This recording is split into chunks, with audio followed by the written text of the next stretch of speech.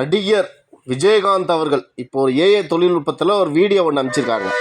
அது எப்படின்னா, எல்லா அரசியல் தலைவர்களும் உக்காந்துக்கிறாங்க, விஜயகாந்த் எல்லாருக்கும் சாப்பாடு போடுறாரு. எப்படா தமிழ்நாட்டில் இருக்கிறவங்களை பார்த்தா சோத்துக்கு செத்தவ மாதிரியே இருக்குதா? தமிழர்கள் துப்பனை எச்சிய முழுங்கி பொழைச்சவடா விஜயகாந்த். அவங்க குடும்பமும் அவங்க முன்னோர்கள் எப்படியே தமிழன் வீட்டில் பாத்திரங்களையும் வைத்த கலவணுங்க.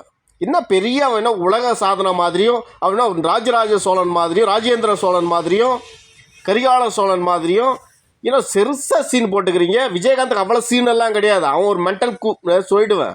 அந்த மாதிரி ஆள் குடிச்சு மென்டல் ஆகி செத்து போயிட்டான். சோறு போட்டான். அவனுக்கு பின்னாடி இருந்துன்னு அவன் சமூக ஆளுக, அவன் தாய்மொழி சமூகத்தை சேர்ந்தவங்க அவனுக்கு பணம் கொடுத்து உதவுனாங்க. 10 லட்ச ரூபா கொடுத்தா 1 லட்ச ரூபாய்க்கு சோறு போடுவான். 9 லட்சம் பாக்கெட்டில் வச்சுக்குவான். 1 கோடி ரூபா கொடுத்தா 10 லட்சம் சோறு போடுவான்.